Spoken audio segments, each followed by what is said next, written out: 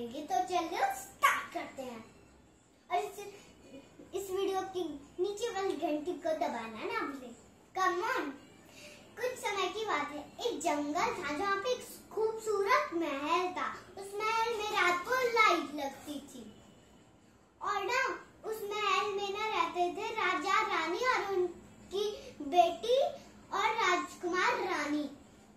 तो फिर ना एक दिन ना रानी को ना दूसरे महल जाना था, क्योंकि ना उसे जरूरी काम के लिए बुलाया गया था। उसे अपनी बहन से मिलना था और ना राजकुमार को भी दूसरे महल में जाना पड़ा जिसमें राजकुमार थे, क्योंकि उसे अपने भाई से मिलना था। और फिर ना दोनों बहनों ने एक दूसरे को गले लगा लिया और दोनों भाइयों ने भी। और फिर ना कुछ दिन वो दूसरे बगल वाले महल में गए और फिर ना अगले दिन वो अपने महल में गए। तब उनकी भाई और बहन ने उन्हें बहुत याद किया। फिर कुछ दिनों बाद वो फिर से उस महल में रहने लगे।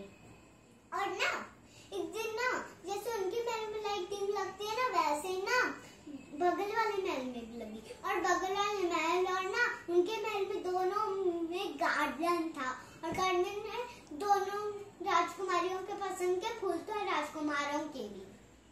और वहाँ पे खूबसूरत रास्ता था और ना राजा रानी दोनों बगल वाले राजा रानी की घोड़ा गाड़ी थी।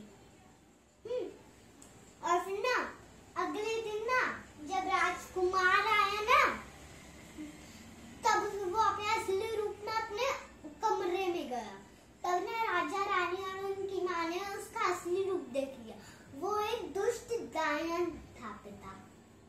तो फिर ना उनने उसे जेल के अंदर कर दिया उसका असली रूप में। और फिर ना रानी ने एक और नया विवाह कर लिया। तो ना वहाँ पिता बहुत बुरे थे।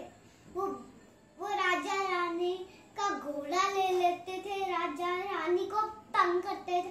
और फिर ना उनने ना उनके भाई से अंदर कर दिया। और फिर ना तीसरे राजकुमार से राजकुमारी ने विवाह किया, मतलब राजकुमार रानी के माता ने। और फिर ना तीसरा वाला बहुत अच्छा था, उसका एक भाई भी था जो बगल वाले राजा रानी का भाई था। बगल वाली राजा रानी के पिता थे वो।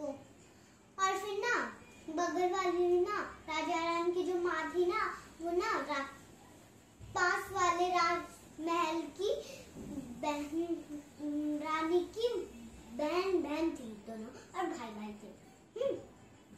तो ना फिर ना एक दिन ना उनके महल में ना एक दुष्ट भेड़िया घुस गया और राजकुमार लड़ने वाला था उनसे कि वो राजकुमार को खा गया। और फिर ना इससे ना राजकुमारी रोती रही अपने कमरे में। और फिर ना उसने एक नया विवाह कर लिया। लेकिन ना फिर ना उसने ना अब जब उसने विवाह संपूर्ण किया ना, तब उसे पता चला उसने बहुत अच्छे राजकुमार से विवाह किया है जो सबसे प्यार करता था।